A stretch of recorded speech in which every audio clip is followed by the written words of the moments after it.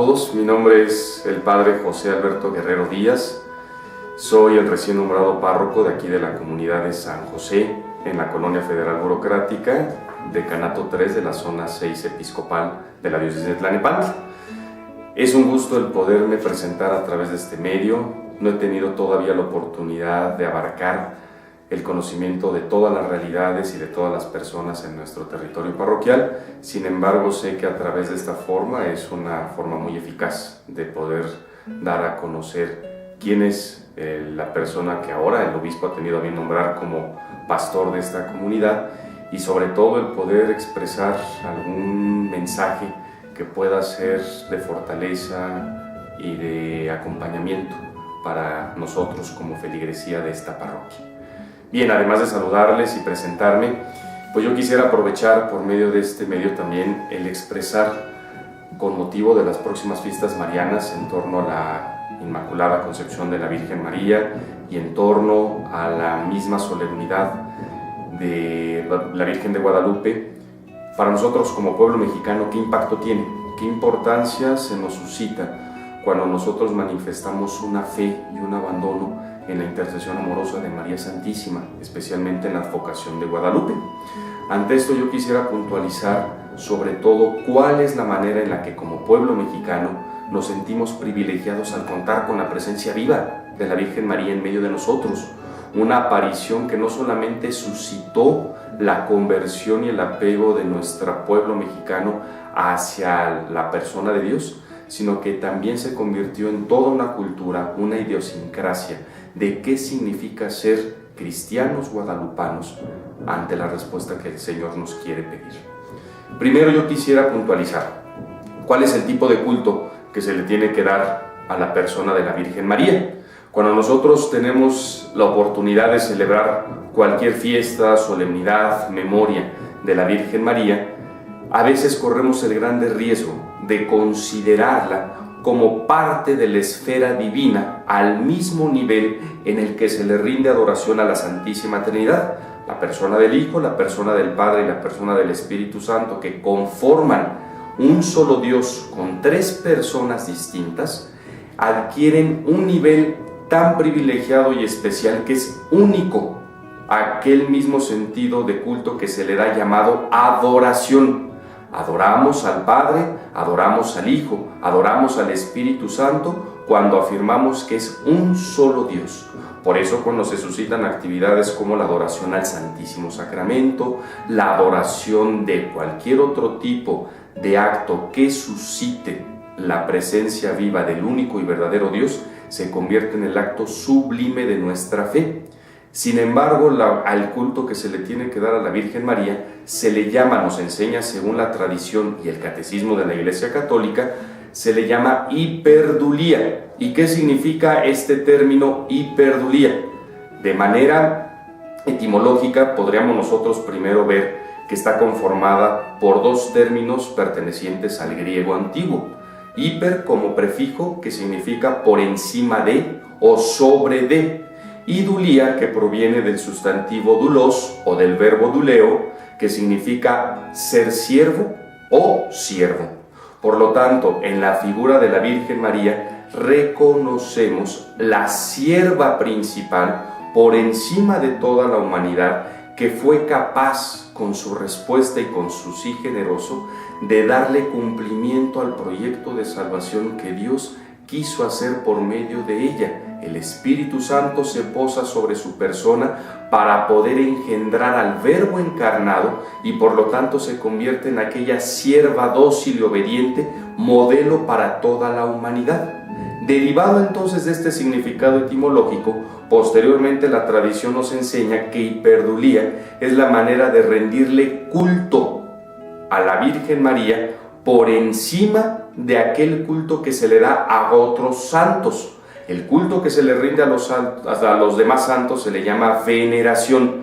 No idolatramos a ningún santo, no adoramos a ningún santo, se le rinde veneración. A la Virgen María, por ser la criatura perfecta, depositaria de los dones tan preciosos e inestimables de Dios, se le llama hiperdulía. pero que también está por debajo de la única y verdadera adoración que se le da a la figura de Dios para poderlo reconocer como el único y verdadero Dios en medio de nosotros. Quisiera leer lo que textualmente nos dice el Catecismo de la Iglesia Católica en el número 971 respecto a este tipo de culto que se le da de hipérdulia a la Virgen María.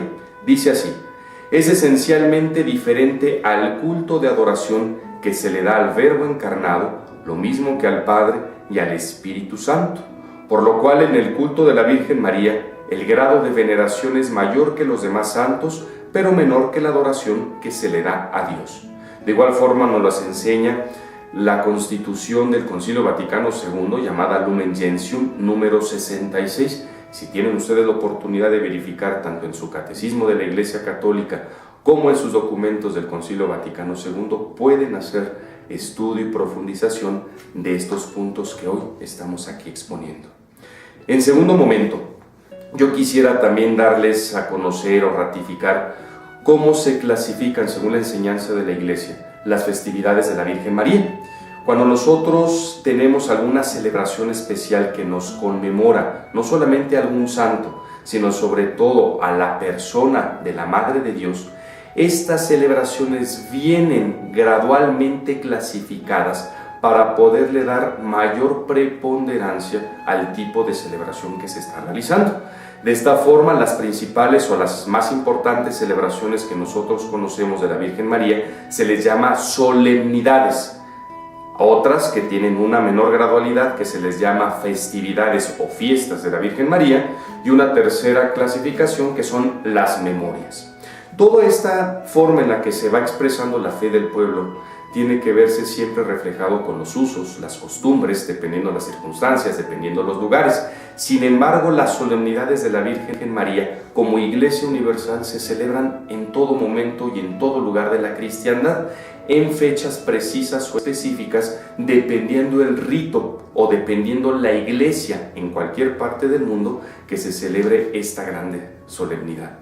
Varias de estas solemnidades hacen referencia del por qué tienen esta categoría de ser solemnidades a los actos taumatúrgicos, que provienen de parte de la Virgen María o de algunos dogmas que se decretaron en torno a su misterio. Quiere decir que son derivados de hechos misteriosos que son parte de la misma forma en la que se le rinde culto a la Virgen María. Yo quisiera comentar, por ejemplo, parte de estas mismas solemnidades de la Virgen María. Tenemos la del 1 de enero, que está celebrada y dedicada como la solemnidad de María Santísima, Madre de Dios. Tenemos también la Anunciación del Señor, que es el misterio de la Encarnación, en el cual se exalta la forma en la que Dios se inserta en la vida del hombre, haciéndose verdadero hombre, siendo verdadero Dios, y por eso María Santísima tiene un relieve principal, solemnidad que celebramos el 25 de marzo. Tenemos también la Asunción de la Bienaventurada Virgen María, que es el 15 de agosto, la Inmaculada Concepción, que es el 8 de diciembre, y nosotros como mexicanos y como pueblo del continente americano tenemos la facultad y el grande privilegio de celebrar también la solemnidad del 12 de diciembre de la Virgen Santísima de Guadalupe. Estas solemnidades se anteponen litúrgicamente hablando y como manifestación de nuestra fe a aquellas festividades, que es la segunda categoría de estas celebraciones, de la Santísima Virgen María. Estas festividades normalmente dependen de algunas apariciones que se han dado en algunas partes del mundo, dependen de distintas advocaciones que se va representando a la Virgen María para exaltar sus virtudes o algunos de los dones concedidos por Dios a través de la figura de ella, como por ejemplo podríamos pensar la Virgen de la Covadonga, podríamos pensar la Virgen de Fátima, podríamos pensar la Virgen de Lourdes, podríamos pensar algún otro tipo de festividad como la Virgen de Juquila o la Virgen del Rosario o cualquier otra que nosotros podamos identificar como parte de esa misma festividad que le da identidad o a una celebración de un pueblo, de una ciudad, o que hace alusión a algún don especial de la Virgen María. No olvidarnos entonces que de manera muy precisa, el 8 de diciembre, que ya está próximo a nosotros, está dedicado primordialmente a conmemorar la solemnidad de la Inmaculada Concepción. Yo sé que tenemos en nuestra comunidad muy arraigada la celebración también de la fiesta de la Virgen de Juquila. Sin embargo, sin demeritar la importancia de nuestra Virgen de Juquila, tenemos que darle mayor realce al misterio de la encarnación, de la Inmaculada Concepción, que se celebra ese mismo 8 de diciembre. Cuando hablamos, por lo tanto, de advocaciones, es la manera en que viene representada la Virgen María. No podríamos pensar en advocaciones contrarias, o no podríamos pensar en advocaciones que compiten entre sí mismas, ni que pensemos que la advocación de tal forma es más poderosa, más eficaz o más fuerte que otra advocación. La Virgen María siempre es la misma. Son simplemente formas y medios de representarla para exaltar esas virtudes dadas por Dios. Así que no tengamos esa mentalidad, los invito, que no compitan entre sí nuestras propias devociones de la Virgen María. Si tenemos la plena seguridad y conciencia de que un dogma se antepone a cualquier otro tipo de festividad más privada o particular, estaremos siempre bajo la doctrina recta y ortodoxa de lo que significa el culto de hiperdulía auténtico de nuestra fe cristiana a la Virgen María. Como un tercer momento que también quisiera compartirles, para estas celebraciones marianas es importante también tener la certeza y la conciencia de cómo se debe de celebrar la misa, sobre todo el don de la Eucaristía, en medio de nuestro propio pueblo. Cuando nosotros tenemos la gracia, como es el caso de nuestra misma territorio parroquial, de contar con distintas capillas autorizadas y totalmente puestas y construidas para la participación comunitaria, es ahí donde se convierte el lugar ideal para poder consagrar el cuerpo y la sangre de nuestro Señor Jesucristo, de tal modo que se convierte en un lugar sacro para poder elevar la dignidad de ese sacramento de amor que es la Eucaristía. En el 12 de diciembre, por la misma fe y el fervor que nosotros manifestamos a la Madre de Dios, muchas veces tenemos la costumbre de poder celebrar esta Eucaristía o esta misa en las bases de nuestros taxis, en las bases de las combis o en la misma calle donde está alguno de nuestros nichos. Y puede haber muchos lugares de estos en los cuales quizá sí se pueda preservar la sacralidad del sacramento. No obstante ello, sabemos que cuando se celebran fuera de algún templo, tenemos el grande riesgo de que no se le rinde el culto debido a la Eucaristía. Se han suscitado en un servidor algunas ocasiones en las que está uno celebrando la Eucaristía en la calle y por obvias razones no se tiene el respeto debido cuando se hace la consagración, o muchos de nosotros no estamos preparados para poder recibir el cuerpo y la sangre de Cristo y dejamos pasar las gracias abundantes que a través de ese mismo sacramento se nos está otorgando de parte de Dios por intercesión de María Santísima, a quien estamos dedicando precisamente esa solemnidad de la Virgen de Guadalupe. Ante ello yo quisiera hacer énfasis. He decidido, tanto por indicación de las autoridades eclesiásticas como por iniciativa de un servidor, evitar en la medida de lo posible que las misas del 12 de diciembre se celebren en los lugares que no están dedicados al culto y donde no se preserve la sacralidad del sacramento. Yo sé que de repente puede resultar un poco contrario a lo que hemos estado acostumbrados.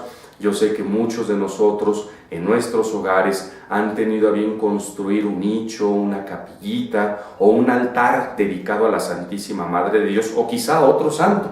Sin embargo, yo los invito que con el sentido de hacer comunidad y como ya lo expliqué, para preservar la sacralidad del sacramento, vengan ustedes a los horarios a los cuales ya están avisados a través de nuestros pósters y que ahorita en este momento lo voy a leer para que ustedes puedan en los templos realmente autorizados celebrar la Eucaristía como Dios nos los ha permitido.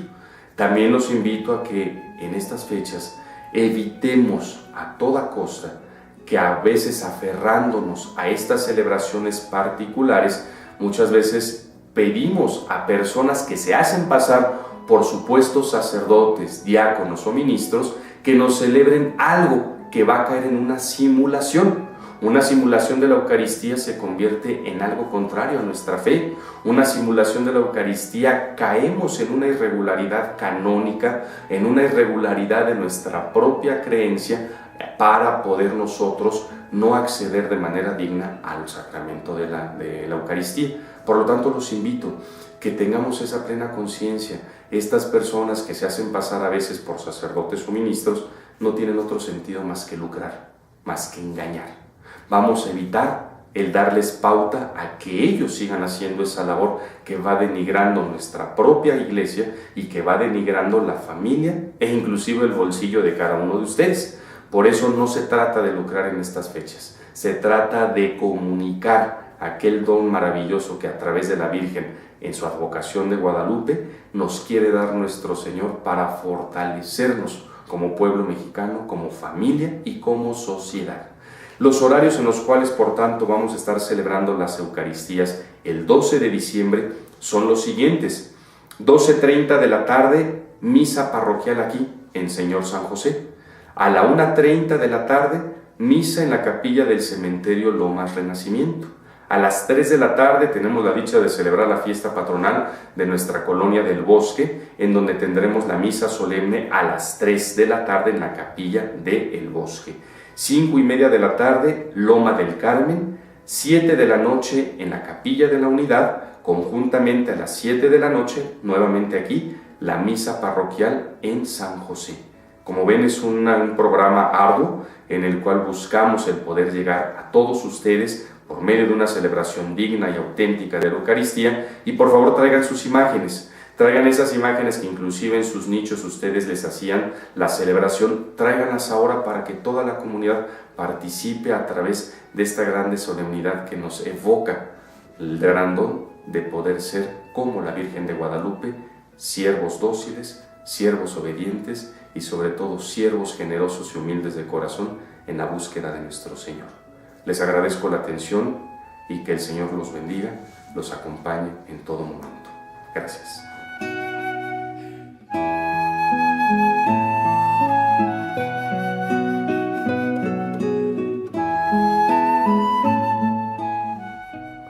No desanimarse nunca.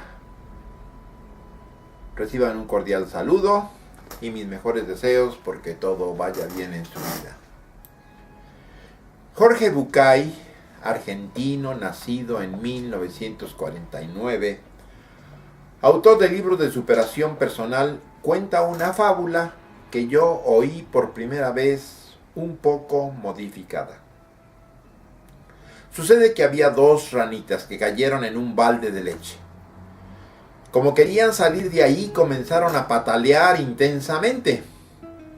Pasaron las horas y una de ellas empezó a desanimarse y le dijo a su compañera: «Creo que es inútil. No podremos salir de aquí».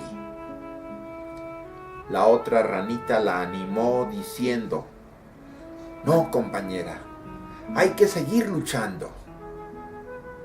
Durante algunas horas siguieron pataleando, pero la primera ranita, ya desanimada, le dijo a su compañera: «No tiene caso que sigamos luchando inútilmente. Estoy agotada. Yo abandono esta tarea imposible». Y aunque la compañera la exhortaba a no cejar, la primera ranita, desalentada, se sumió en la leche y murió ahogada. La segunda ranita tomó un respiro, compadeció a su compañera, pero decidió seguir esforzándose. Pasaron las horas, estaba exhausta, pero su ánimo seguía en pie. Al cabo de otras horas, empezó a sentir que la leche se solidificaba bajo sus patas y no sin enorme sorpresa, descubrió que la leche, en virtud de su constante pataleo, se había convertido en mantequilla y así pudo apoyar sus patitas y saltar fuera del balde. No será muy científica la fábula, pero nos brinda una grande lección. Nos enseña que la constancia, la tenacidad y la voluntad de lograr lo que nos proponemos son unos incomparables instrumentos que acompañan la vida de los que logran hacer algo importante durante su existencia. Hay una frase que dice: el triunfo no está en vencer siempre, sino en nunca desanimarse. Me gustaría tomar la frase sin saber quién la dijo, pues al saberlo la aplicaremos a lo que fue la vida de su autor, la guerra y las conquistas territoriales y políticas. Pero cada uno la puede aplicar al campo en el que se desenvuelva.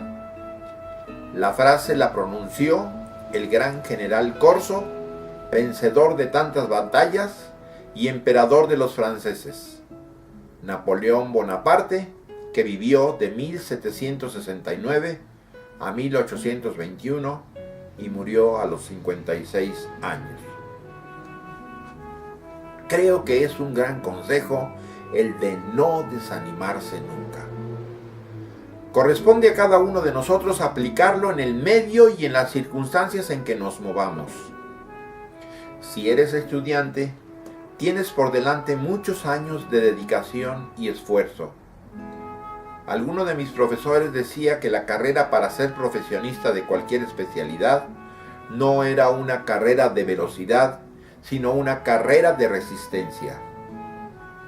¿Cuántos obstáculos hay que superar para convertirse en médico, profesor, sacerdote, licenciado en leyes o en computación o en cualquier otra especialidad? No desanimarse nunca permitirá ver coronados todos los esfuerzos, todas las horas de clase y todas las horas de estudio invertidas. La madre o el padre de familia. A veces pareciera que todo lo que hacemos por la familia y por los hijos fuera trabajo y dinero echado a un pozo. No se sale de la pobreza, los hijos no aprovechan la escuela, la relación entre los esposos está llena de dificultades, las circunstancias son cada vez más difíciles. Quisiera uno tirar la toalla, pero entran las convicciones más profundas. Impera el sentido de la obligación. El viejo amor al cónyuge se impone y siguen adelante esperando que la leche cuaje y se convierta en mantequilla. Viven la seguridad de que habrá tiempos mejores y que después de una noche sumamente oscura aparecerá siempre el sol al día siguiente. El que o la que no tiene trabajo. Me topé con un blog llamado Caminando entre Sonrisas. En él escribe una bibliotecaria llamada Sara. No pone apellido. Describe su experiencia de buscar trabajo en España, donde vive, y hay tanta desocupación. Narra que invirtió 5 meses buscando empleo, enviando y entregando personalmente cientos de currículums y trabajando de 3 a 6 horas diarias en buscar trabajo. Ella decía que tenía un trabajo no remunerado. Su trabajo era buscar trabajo. Su persistencia le permitió encontrar lo que buscaba y según informa, es bibliotecaria en el Congreso de los Diputados de Madrid. Ella misma termina su experiencia con las siguientes palabras: no os desaniméis nunca, así hablan los españoles. Con la constancia, al final sale algo. El buen ánimo se debe imponer siempre, pero particularmente cuando sufrimos la enfermedad, la vejez o la proximidad de la muerte. En estas y en casi todas las circunstancias difíciles, no falta quien nos diga: ten fe. La fe es, sin lugar a duda, una de las raíces más profundas que nos permite mantenernos con la mano en el arado, es decir, con el espíritu en alto y con la voluntad de seguir adelante. La fe en uno mismo, en los que nos rodean, en Jesucristo y por medio de Él, en Dios. Hombres de fe como San Juan Bosco no se desanimaron nunca a pesar de las muchas dificultades que debieron superar. Los nombres positivos del no desanimarse nunca son perseverancia, persistencia, tenacidad, constancia y hasta entusiasmo. Cultivar estas virtudes hace de nosotros personas especiales. Concluyo con textos bíblicos que nos motivan a persistir. Dice San Pablo en su carta a los Gálatas: hagamos el bien sin desanimarnos, que a su debido tiempo cosecharemos si somos constantes. En el capítulo 6, versículo 9. En San Mateo nos exhorta Jesús: el que persevere hasta el fin se salvará. Capítulo 24, versículo 13. Y en el Apocalipsis, San Juan insta a la iglesia de Esmirna escribiéndole: permanece fiel hasta la muerte. Fiel es el que practica la fe, y te daré la corona de la vida. Nuestro último fin está más allá de esta vida, pero gozaremos de la presencia de Dios si hacemos nuestro mejor y constante esfuerzo por cumplir nuestro deber en esta vida, por el amor a nuestro Padre Dios y a sus hijos, los humanos.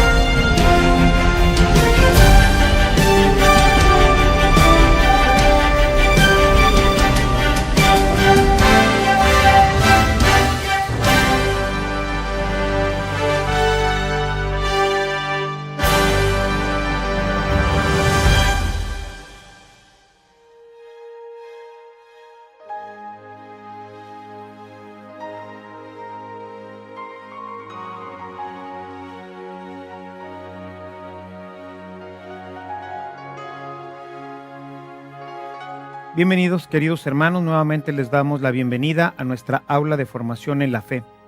En esta ocasión quisiéramos tratar con ustedes el tema de la misa. Una de las cosas que hacemos con mayor frecuencia los cristianos es precisamente ir a misa, celebrar la Eucaristía, memorial del Señor. Sin embargo, si queremos ser realmente honestos, tendremos que reconocer que es una actividad que hemos realizado por costumbre y de lo cual poco sabemos. No conocemos en general por qué debemos pararnos o sentarnos, por qué hay 3 lecturas o por qué el Padre usa ciertas vestiduras que son diferentes a las nuestras, qué significan estas vestiduras o los vasos sagrados, etc. Si vemos, son muchos elementos que no conocemos porque no hemos participado de una catequesis litúrgica adecuada. Por ello, he preparado para ustedes esta catequesis litúrgica que seguramente, al menos así lo espero, pueda ayudarles a conocer cada uno de los elementos, tanto de la celebración como del templo en donde celebramos. Verás que cada una de las fórmulas litúrgicas tienen un profundo contenido, pero que las recitamos casi de manera automática, sin poner mucha atención en lo que decimos. Conocerás a lo largo de esta catequesis los signos profundos que encierran cada uno de los lugares del templo, las vestiduras, los vasos sagrados y en general todo nuestro rito. Ojalá que te sea de gran utilidad y te ayude, como nos lo dice el Catecismo de la Iglesia, a celebrar activa y fructuosamente el misterio de la Santa Misa. Bueno, pues iniciemos por conocer el espacio celebrativo o los espacios celebrativos, es decir, el lugar en donde participamos de la celebración eucarística. A este espacio, como ya lo conoces bien, le llamamos templo. En esta primera parte hablaremos sobre la santidad del lugar de la celebración, el cual no puede ser un lugar cualquiera, sino un lugar santo. Este lugar santo es consagrado por el obispo. Cada uno de los templos ha sido consagrados por el obispo y por eso son lugares santos. Recordarás las palabras de Jesús: mi casa, refiriéndose precisamente al templo, será llamada casa de oración, por lo que se le debe de tener un respeto especial. Asimismo, veremos cada uno de los lugares en donde participaremos de nuestra Eucaristía. Acompáñanos por este recorrido.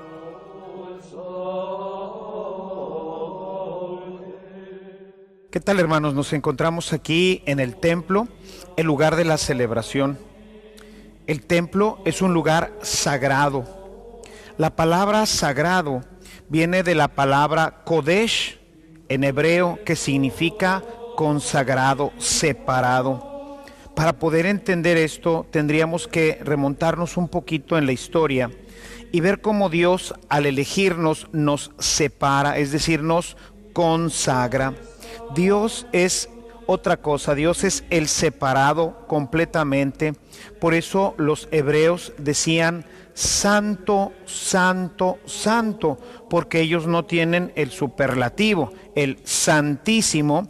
Y entonces al decir santo, santo, santo, están diciendo ahí la mayor santidad, es decir, Dios es algo completamente diferente a nosotros. Él vive en el cielo, Él es el santo, Él es el otra cosa, por decirlo de alguna forma. Sin embargo, Dios ha querido vivir con nosotros, compartir nuestra historia. Y para poderlo hacer, Él primeramente nos ha levantado, nos ha llevado hacia sí mismo. Decía San Agustín que mandó a su Hijo a hacerse hombre para que nosotros pudiéramos compartir su santidad. Él ha querido, a través de una obra que pues Él así lo ha decidido, Él ha querido que nosotros compartamos su ser. Y entonces nos ha consagrado, nos ha hecho parte de sí mismos. Para ello, pues el hombre es un ser completamente simbólico, conoce a través de signos, a través de todos estos elementos que sin los cuales nosotros no podríamos comprender realidades ajenas a nuestro mundo. Por eso cuando Jesús hablaba con sus discípulos y quería referirse al reino, pues siempre decía, se parece a, es semejante a. ¿Por qué? Porque teníamos que tener algo sensible, algo objetivo, algo que conociéramos directamente para desde ahí llevarnos a una realidad completamente diferente, nueva, que nosotros no conocemos, a la cual nosotros no tenemos acceso. San Pablo, hablando precisamente de esta realidad del cielo, dice, pues ni ojo vio, ni oído oyó lo que Dios ha preparado para aquellos que le aman. De manera que estamos hablando de algo que nosotros no alcanzamos a comprender. Y en este proceso Dios ha querido que nosotros tengamos algunos elementos simbólicos para poder entrar en comunión con Él. Y uno de los primeros elementos simbólicos pues es lo que llamamos hoy la liturgia, es decir, a través de elementos que conocemos nosotros, cosas en las que nosotros podemos participar, podemos entrar en comunión con su misterio, algo que está completamente fuera de nosotros. A través de signos vamos nosotros entrando en contacto con realidades misteriosas.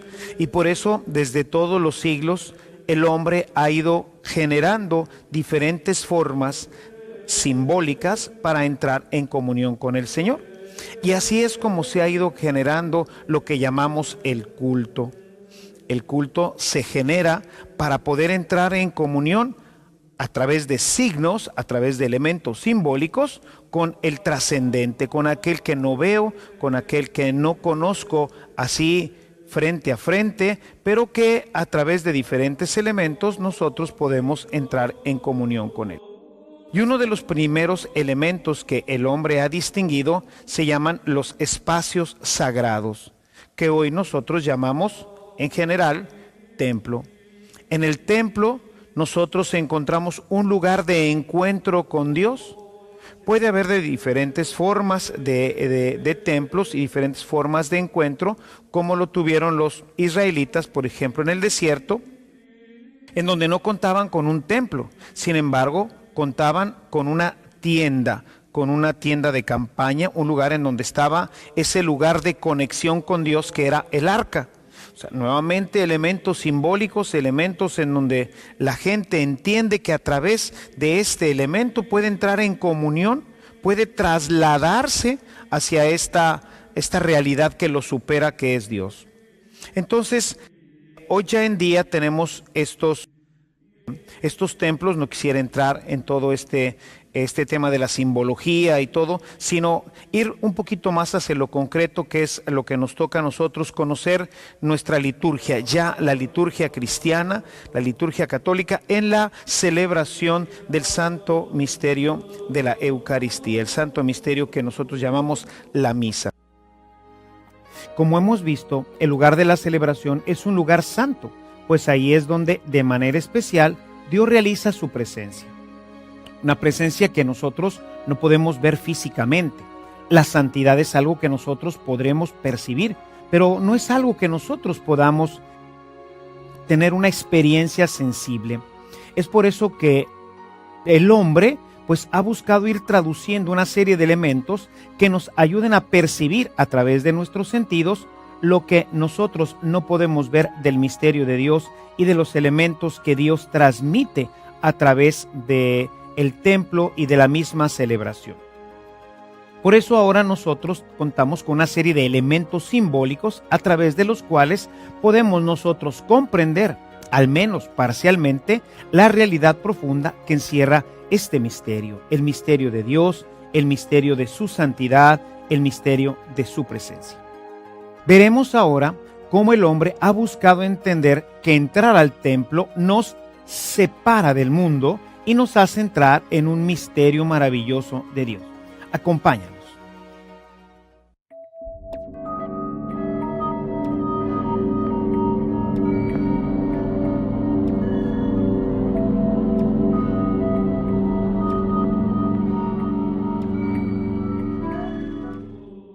Y bueno, pues la misa se celebra en un lugar sacro, es decir, se celebra en un templo. Y los templos son espacios sagrados, es decir, cuando nosotros entramos al templo, nosotros estamos entrando a un lugar que está, vamos a decirlo de esta forma, está separado del resto. Nosotros estamos entrando al ámbito de Dios, al ámbito de lo sagrado. Los griegos le llamaban hagios, era entrar así al espacio de Dios, era entrar a un lugar pues santo, consagrado, donde Dios realiza su presencia. Sabemos que Dios, y esto pues lo hemos aprendido por el catecismo, que Dios está pues en todas partes. O sea, realmente nosotros, como dirá San Pablo, pues en Él nos movemos, en Él existimos, en Él somos, en Él nos movemos, de manera que nosotros estamos realmente en Dios. Sin embargo, cuando nosotros entramos al templo, Dios ha querido realizar su presencia de una forma especial en el templo, porque es el lugar en donde tenemos una serie de elementos simbólicos que nos ayudan a entrar con mayor facilidad en contacto con Él. Ahí encontraremos imágenes, por ejemplo, encontraremos lugares, encontraremos una serie de elementos que nos van a ir ayudando a que nosotros podamos entrar en esta situación de misterio y compartir con Él su propio misterio. Y es así que tenemos estos lugares que llamamos templos, que son lugares consagrados. Para que un lugar sea consagrado en la actualidad, tiene que ser consagrado por el obispo, que es el representante directo de Jesús en una diócesis. Él hace presencia de una forma particular de Jesús y él viene a consagrar el templo. El templo se consagra y entonces se dedica. Ya este lugar ya no puede ser usado ni para fiestas, ni para espectáculos, ni para otras cosas. Este lugar es un lugar santo, es un lugar santo. Y esto es algo que debemos de ir aprendiendo. Los lugares santos, pues ahí está Dios de una forma especial. Y es muy importante que vayamos instruyendo a nuestros niños en esta santidad del templo. A veces vemos a los niños corriendo y jugando en nuestros templos. Necesitamos instruirlos a que estamos en un lugar santo, en un lugar separado. Y para ello, pues hemos ido buscando, o la arquitectura ha ido buscando llenarnos o ayudarnos con signos que nos permitan conocer que estamos entrando a un lugar santo.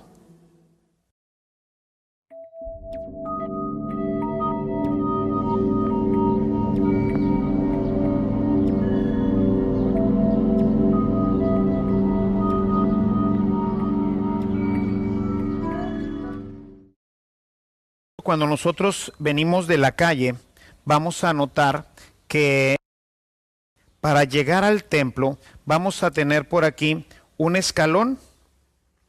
Este escalón nos separa de lo que es la calle, que sería la idea del mundo donde nosotros vivimos, o sea, nosotros estamos en el mundo, pero ahora nosotros vamos a pasar a un lugar santo. Llamamos ya el atrio, esta parte que ahorita en este templo nos está ayudando para ilustrar. Este lugar sería ya un lugar santo y esta parte de aquí sería el mundo, es decir, aquí es en donde vivimos nosotros los humanos, ¿verdad? Los que no somos Dios. Y entonces pasamos ya a una primera esfera de santidad, a un primer lugar de santidad en este lugar. Estamos aquí pues en esta parte que es ya el atrio, que es ya un lugar santo. Esto ya merece respeto, merece pues una concepción, entrar en esta dimensión de que estamos ya en el lugar santo. Pero vamos a notar que para entrar al templo hay un nuevo escalón, un escalón que nos permite ya entrar ahora sí al recinto sagrado, un lugar donde tiene que prevalecer sobre todo el silencio. Es importante que pues vayamos entendiendo que vamos a entrar a una dimensión de misterio que nos permite celebrar de una forma particular el culto del Señor, participando de su santidad. Cuando no entendemos esto y pensamos que esto es un lugar como cualquier otro lugar en donde nos reunimos, pues ya no estamos realmente aprovechando todo lo que Dios quiere que nosotros vivamos al entrar en este espacio de santidad.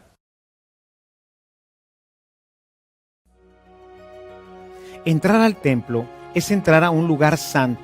Sin embargo, vemos cómo algunas iglesias tienen un pequeño vestíbulo entre el atrio y propiamente el lugar celebrativo que nos sirve para ir pasando gradualmente del mundo a la esfera divina, porque venimos siempre agitados y este lugarcito, como veremos, nos ayuda a entrar ya propiamente en el misterio de Dios. Veamos.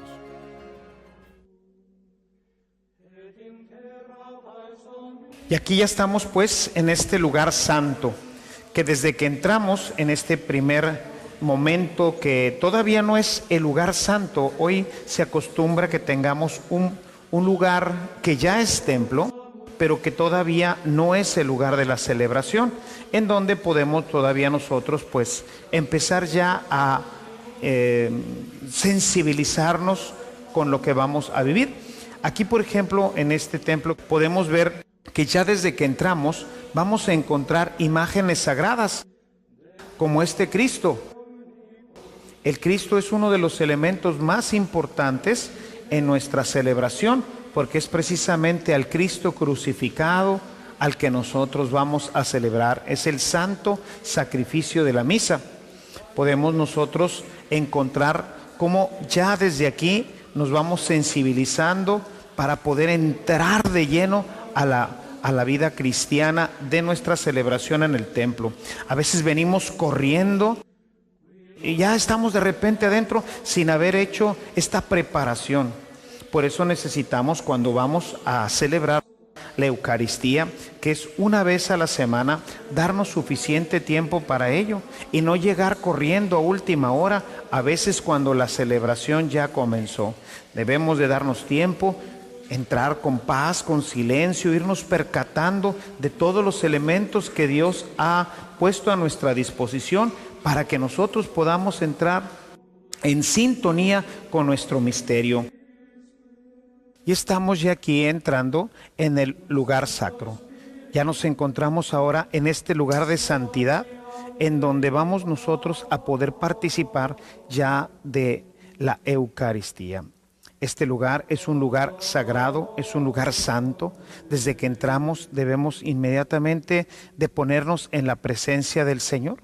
Por eso se acostumbra que apenas entramos al lugar sacro a hacer la señal de la cruz, de tal manera que esto nos ayude nuevamente a hacernos conscientes del momento que estamos viviendo y de la santidad que nosotros debemos ya de empezar a experimentar en este lugar en donde Dios va a entrar en contacto de una manera maravillosa a través de la Eucaristía.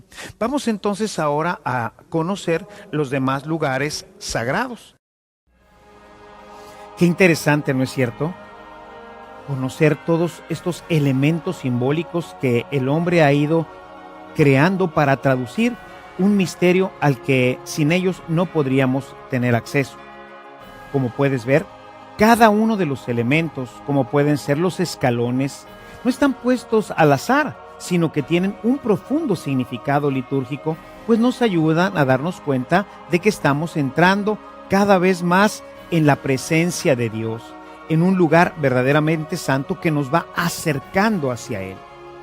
Dentro de los lugares santos, dentro de la santidad misma del templo, veremos ahora que el lugar más santo dentro del templo es precisamente lo que llamamos el presbiterio, llamado así porque es el espacio celebrativo reservado para los presbíteros, es decir, para los sacerdotes. Acompáñanos a ver esta siguiente sección.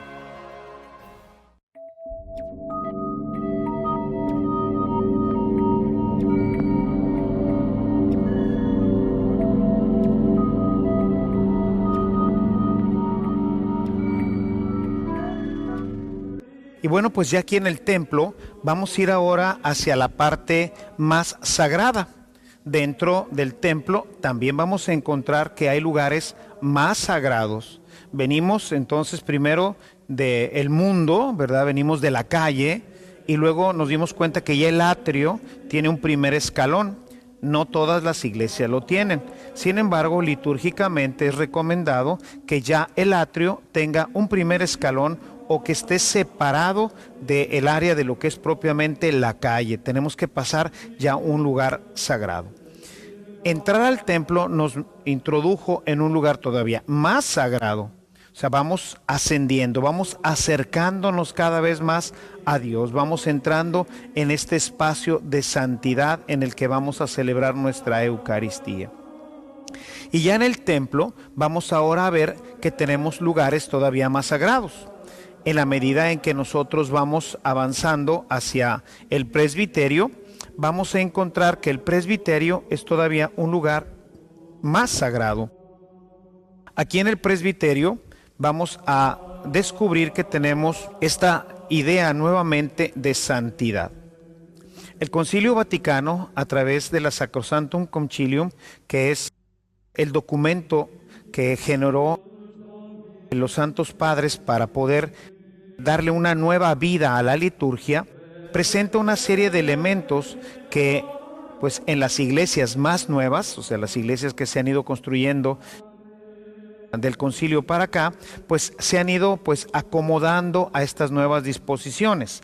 No todas las iglesias, dado que fueron construidas pues en algunas en otros siglos, pues no es posible que se logren acomodar a ellas. Sin embargo, las iglesias más nuevas han ido logrando pues acomodar ciertos elementos litúrgicos que nos permitan ir teniendo contacto con estos signos que nos ayudan a participar mejor de nuestra celebración.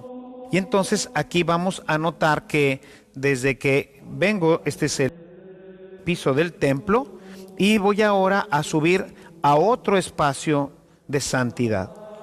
La iglesia ha querido que tengamos un primer nivel que llamamos el primer nivel del presbiterio, en donde ahora la iglesia ha unido la parte del bautisterio y la parte de los músicos, ¿verdad? Que son también ministros de la celebración. De manera que en este mismo plano se integren, por un lado, el bautismo, porque desde la pila bautismal es desde donde nace la vida cristiana y desde ahí es desde donde nace la celebración eucarística.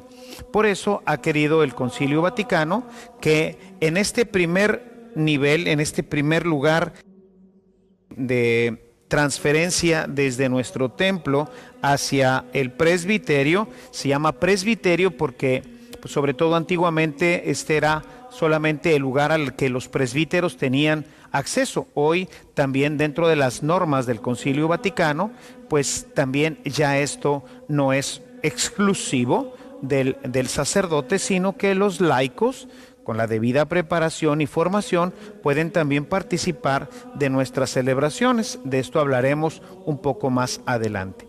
Sin embargo, tenemos el presbiterio que queda dividido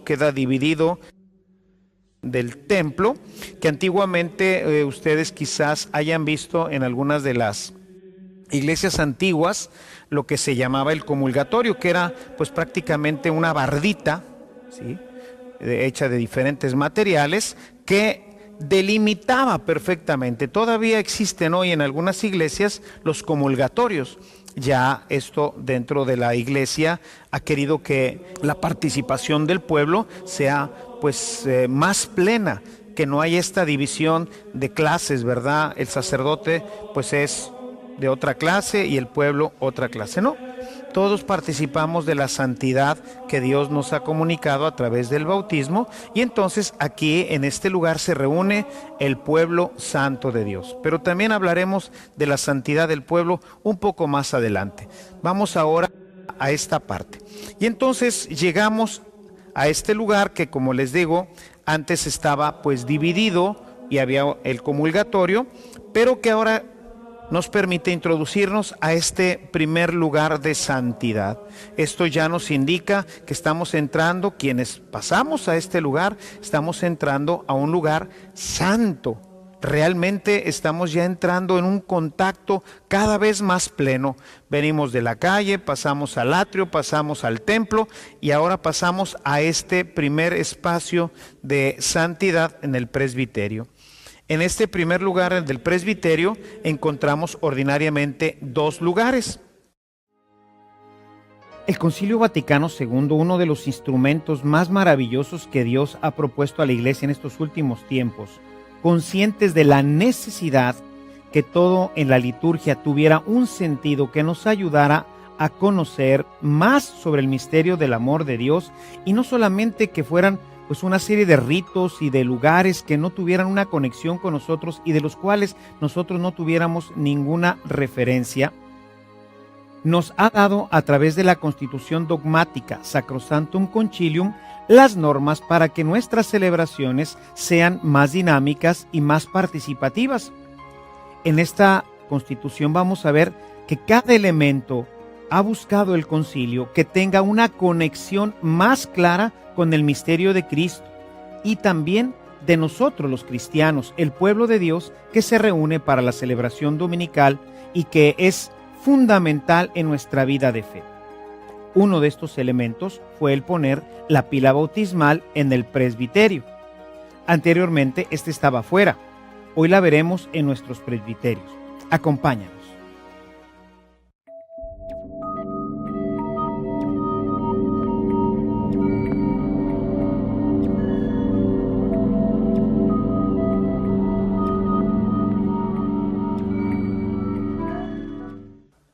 La pila bautismal se ha incluido dentro del presbiterio porque es un lugar desde donde surge, desde donde emana la vida cristiana.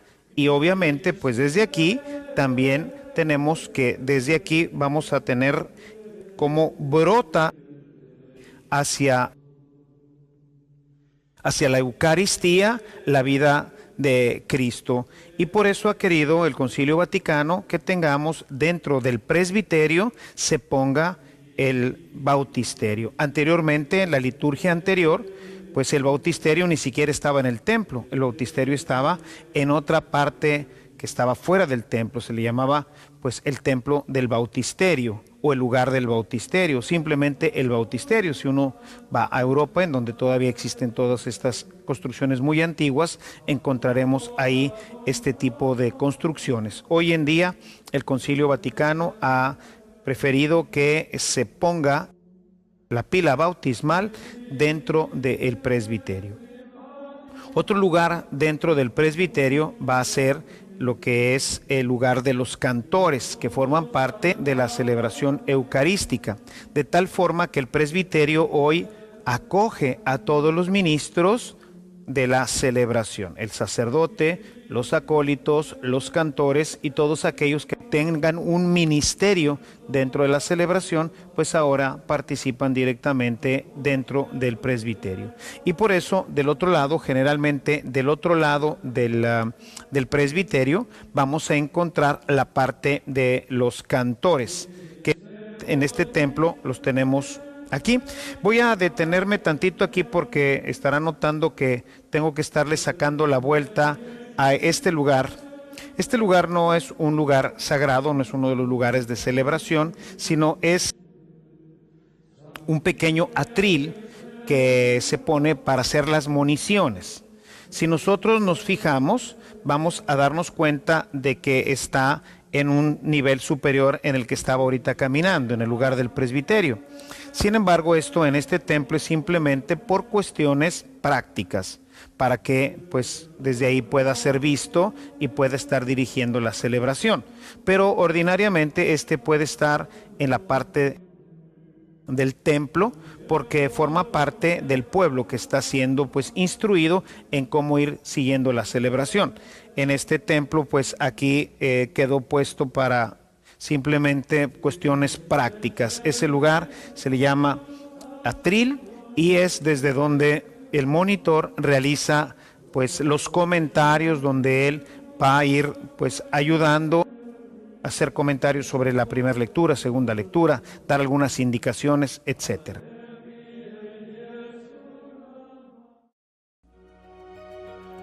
Uno de los grandes cambios en la liturgia fue el traer hacia el presbiterio a los cantores, que anteriormente estaban en un lugar reservado, lejos del presbiterio, generalmente en la parte alta del templo.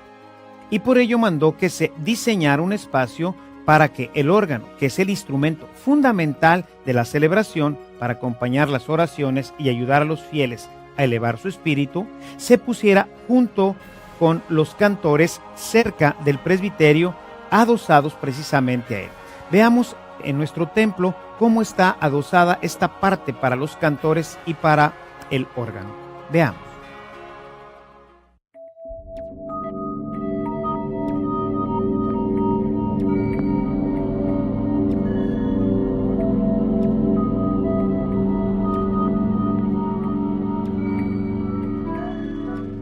Lo que es la parte del coro, que también por cuestiones de este templo no está completo esta área. Esta área se quedó solamente esta línea que podemos ver en esta parte, pero que no está completo. Esta parte tendría que ser muy semejante a la parte que acabamos de ver ahorita, en donde cupiera todo el coro, ¿verdad? Todos los ministros de la música, pero en esta parte pues no está. Sin embargo, una parte que es en donde está el órgano, que es uno de los instrumentos fundamentales para la celebración de la Eucaristía, pues forma parte, está ya adosado al presbiterio. Y aquí esto debería de haber continuado un poco como lo tenemos allá, para dar cabida a todo el coro. Sin embargo, bueno, pues en este templo se mandaron a hacer estas gradas que forman de alguna forma, que se integran al presbiterio para que todos los ministros del canto participen, porque son los que van a estar animando pues nuestra celebración. Y estos son los primeros dos lugares en donde nosotros podemos darnos cuenta de todos los elementos simbólicos que tenemos y que pues muchas veces no conocemos. O sea, mucha gente no sabe por qué tenemos la pila bautismal puesta en nuestros presbiterios, o por qué hoy los cantores están junto con nosotros y no como en los templos antiguos, en donde incluso se habían preparado lugares altos, ¿verdad?, desde donde el coro cantaba. Ahí estaba el organista, ahí estaba el órgano y ahí estaba el coro. Hoy en día la liturgia pide que esto esté exactamente junto con todos los que estamos celebrando. Forma parte de la animación de la celebración, y que esté el signo siempre presente del bautisterio, porque es desde ahí, desde donde brota la vida cristiana. Es recordarle a todo cristiano que desde ahí nació su vida. Y es que, como decía hace un momento, el pueblo que está aquí reunido es el pueblo de los santos, y la santidad, esta que nos une a Dios, nace precisamente en el bautisterio. Ahí es en donde nace la santidad. Y tanto el sacerdote que va a estar celebrando aquí, los ministros que lo van a acompañar, los ministros cantores, los hostiarios, los ministros extraordinarios de la comunión, y todo el pueblo que se reúne aquí, tenemos en común que somos santos. Hemos sido separados por Dios a través de nuestro bautismo. Santidad que nació en la pila bautismal. Por eso ha querido que sea un lugar visible, que como ahorita que está adornado para la Pascua, pues tenga la misma ornamentación que tiene el resto del presbiterio, para que la gente, en cuanto llegue, se haga consciente primero de que está entrando en un lugar santo, y que este lugar santo es nuestro lugar porque somos santos. Y al ver la pila bautismal, recordar nuestros compromisos bautismales, y de esta forma integrarnos todos en este ambiente de santidad. Un lugar santo donde se reúne el pueblo de los santos, el pueblo santo. Así se refiere San Pablo cuando habla a las comunidades. Siempre escribe diciendo a los santos que se reúnen en, o a los santos de la ciudad determinada, porque decir cristiano y decir santo es exactamente lo mismo. Por eso estamos ahora en este lugar de santidad, desde donde nosotros los cristianos celebramos el culto que le es propio a Dios nuestro Señor. Y bueno, pues ahora pasamos a otro nivel de santidad, y vamos a notar aquí que tenemos 3 escalones. Estos 3 escalones en la mayoría de los templos quieren significar un elemento trinitario, y es para decir estoy subiendo prácticamente al cielo. Por eso el sacerdote, cuando celebra, como lo veremos más adelante, pues entra también en una dimensión de santidad muy particular. Y estos escalones quieren decirle especialmente al sacerdote y a sus ministros que están entrando ya en un contacto pleno y perfecto con Dios a través de la celebración. Pero también para todos los que lo están celebrando, pues puedan tener esta referencia de esta santidad. Y tenemos estos 3 escalones que nos representan la santidad. Y así el sacerdote pues sube, y ahora está en un lugar todavía más santo. Très saint, dirían los franceses, ¿verdad? 3 veces santo, santo, santo, santo, cada uno de los escalones indicando este nivel de santidad. Es decir, estamos llegando a la santidad perfecta. De aquí pues solamente pues ya nos separaría pues este mundo hacia Dios, pero ya estamos en este nivel de santidad plena, perfecta, que la gente piensa que estamos aquí para que nos vean mejor, como si esto fuera un estrado. O sea, cuando vamos a una fiesta o a una feria, pues vemos que los artistas están en un estrado, y parecería como si el sacerdote pues fuera a hacer aquí un show, fuera a presentar algo, y esto fuera un estrado para que los demás lo vieran.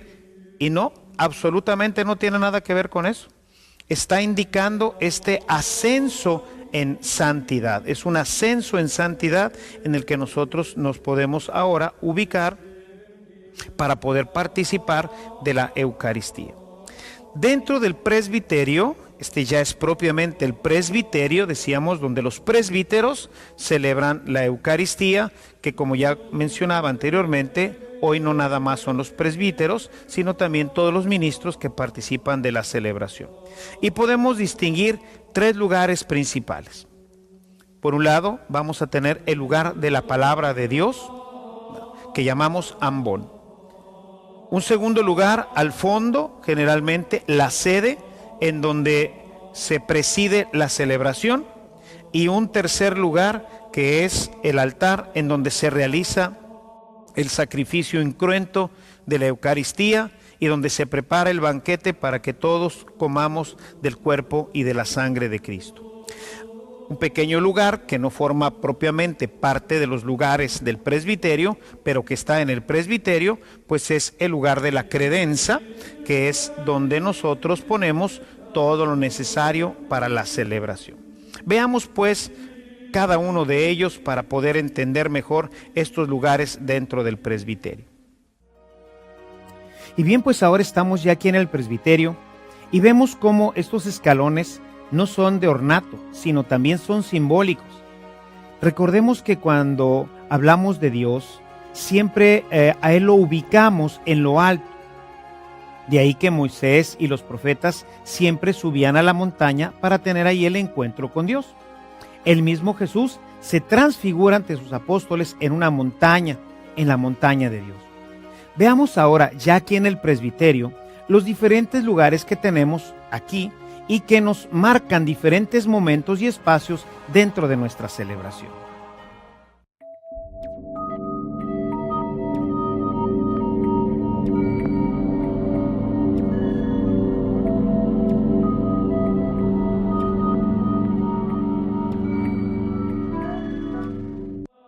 El primer lugar lo vamos a encontrar aquí, que es el ambón o lugar de la palabra de Dios. Anteriormente, cuando no teníamos toda esta tecnología, pues no podía estar hasta el frente como lo tenemos ahorita, en donde debe de ser parte del presbiterio, sino seguramente en alguna iglesia que has visitado podrás encontrar que hay unas especies de torres, ¿verdad?, donde había un espacio para que estuviera el sacerdote. Ese lugar se llamaba el púlpito y desde ahí generalmente estaban a la mitad de la iglesia y desde ahí se dirigía pues la homilía, se dirigía la explicación de lo que se estaba celebrando. Hoy en día debe de estar aquí, en el presbiterio. Y debe de tener, nos dice el Concilio Vaticano, una forma grande, amplia, de tal forma que pudiera darnos la idea de que es una mesa. Si nosotros nos fijamos en este ambón, vamos a darnos cuenta de que es una mesa, o quiere ser un poquito una mesa, grande, plana. No es un atril, sino que esta es una, o quisiera significar como una mesa, por eso lo hemos hecho más plano, de tal forma que esto nos parezca una mesa, porque esta es la mesa de la palabra. El pueblo se alimenta de la palabra de Dios, de tal forma que cuando nosotros venimos a la misa, nosotros venimos a alimentarnos de la palabra de Dios. Por eso es muy importante estar muy atentos durante toda la celebración, durante la parte de la palabra de Dios, para alimentarnos. Porque si no nos alimentamos de la palabra de Dios, pues nos vamos a ir pues a medias. Hay gente que está distraída, cuidando a los niños, pensando en otra cosa, y no está poniendo realmente atención a la palabra de Dios. Y esto hace que esta parte pues no se aproveche. Entonces, este primer lugar le llamamos el ambón, y es el lugar desde donde se proclama la palabra de Dios. Aquí los lectores y el sacerdote proclamarán, anunciarán la palabra de Dios.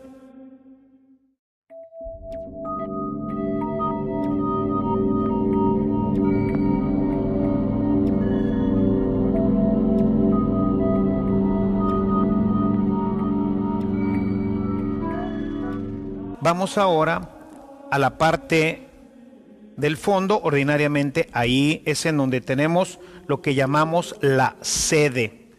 Viene de la palabra sentarse en latín, porque anteriormente, la cultura anterior de donde nosotros hemos recibido todos estos misterios, acostumbraban los reyes, los príncipes, los señores, acostumbraban dirigirse al pueblo sentados. Y entonces, por eso se le llama sede, porque desde aquí sentado es desde donde se preside la Sagrada Eucaristía. Ordinariamente debe de estar al fondo de nuestros templos. Sin embargo, en algunos templos los tenemos a un costado del altar. Nunca deben de estar adelante, impidiendo la visión del altar, que es el lugar más importante dentro de la celebración eucarística.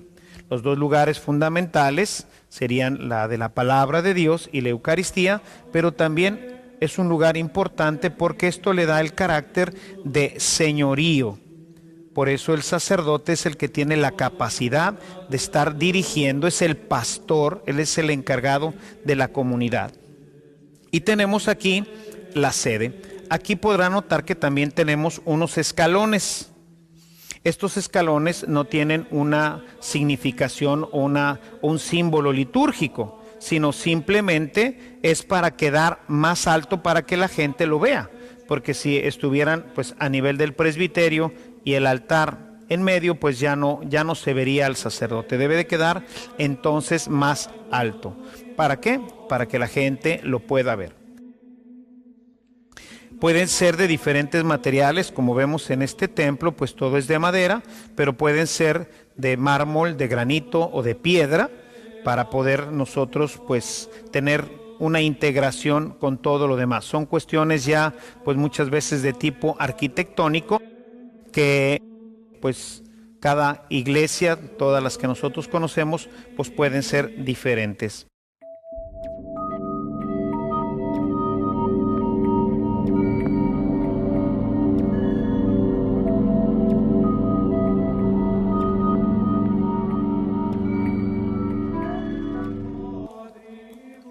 Y finalmente pues tenemos el altar que debe de ser siempre de piedra.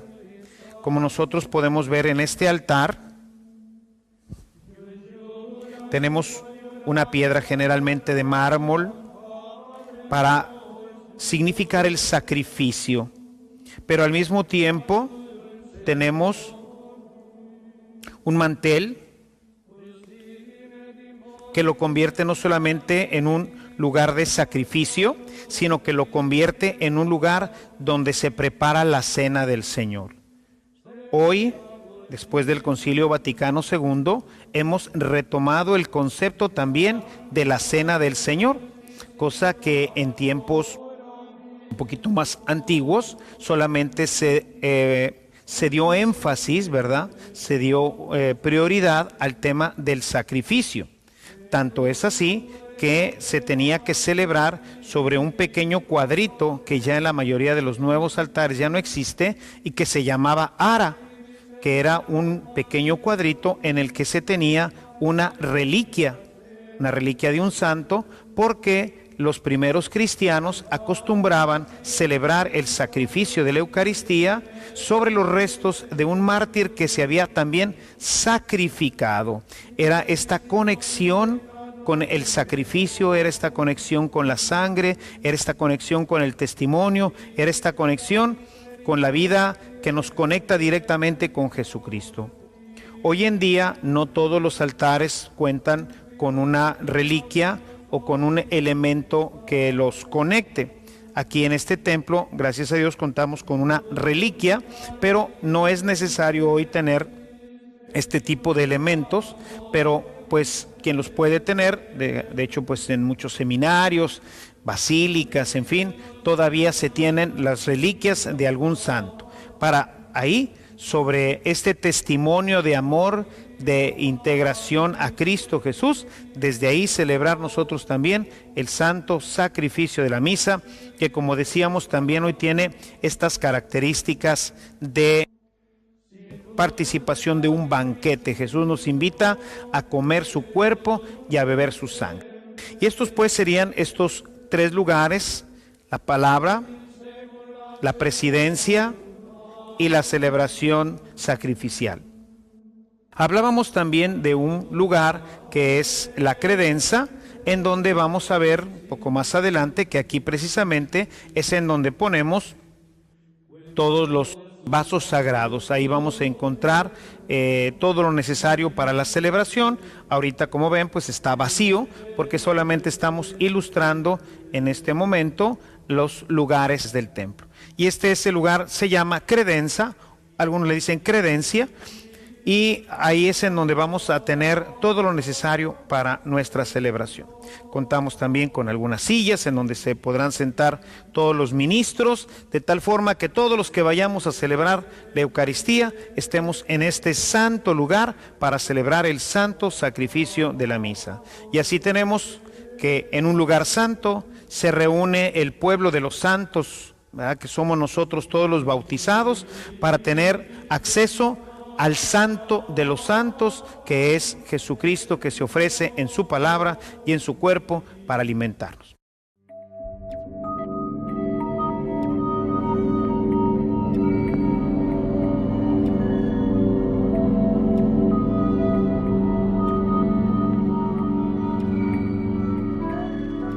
Quizás ahorita se preguntarán, o una de las cosas que pudiéramos tener que nos quedara duda después de ver pues estos lugares, diré, bueno, ¿y María?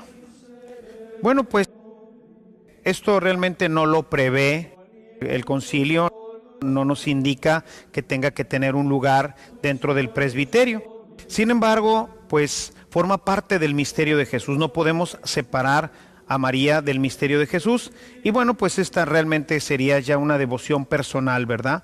Aquí pues algunos sacerdotes, algunas comunidades más que sacerdotes, pueden poner por ejemplo la imagen de su santo, el santo patrono, o pueden poner, como en este caso, la imagen de la Santísima Virgen María.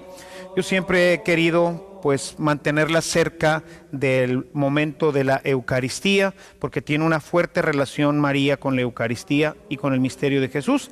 Entonces, bueno, pues aquí en este presbiterio tenemos la imagen de María. Esto pues puede estar o no puede estar. Esta es una situación que dependerá mucho de las comunidades y del sacerdote y de cómo se vaya organizando pues la parte arquitectónica, la parte también emotiva de nuestro presbiterio. Aquí nosotros tenemos a la Virgen María, pero puede ser cualquier otra imagen de algún otro santo.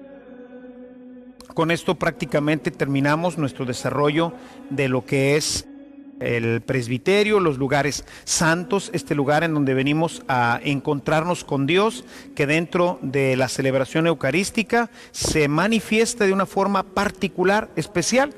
Dios está en todas partes, sí, pero este es el lugar santo, ha sido consagrado, ha sido separado, y por eso aquí los santos, todos nuestros hermanos, todos los que participan de la celebración eucarística, pues junto con los presbíteros y todos que hemos tomado nuestra vida de santidad desde el bautismo, aquí damos gloria y culto a Dios nuestro Señor a través de la celebración. Ojalá y que todo esto nos ayude a entender un poco mejor qué es el templo, y de esta forma pues respetarlo más y que sea realmente un lugar de encuentro con Dios. No simplemente un lugar donde nos reunimos, sino realmente un lugar de encuentro con Dios. Que el Señor te bendiga y nos vemos en nuestra próxima reunión. Gracias. Como hemos visto, cada lugar, cada elemento tienen un profundo significado para nosotros los cristianos. Desde que nosotros llegamos al templo, ya desde el atrio, podemos encontrarnos con signos que nos ayudan a darnos cuenta, a hacernos conscientes de que estamos llegando a un lugar para celebrar al Dios Santo. Ya desde este lugar podemos ir introduciéndonos en el misterio de Dios. Al entrar al templo, las imágenes, el presbiterio, los adornos que tenga el templo, ayudarán a motivarnos y sobre todo a darnos cuenta que nuestra participación se realiza en un lugar santo, en compañía de la iglesia celestial, que está representada por todas estas imágenes y por todos los signos que acompañan la celebración. Y bueno, pues hasta aquí los espacios celebrativos. En nuestro próximo capítulo hablaremos sobre las vestiduras litúrgicas. Acompáñanos. Hasta la próxima.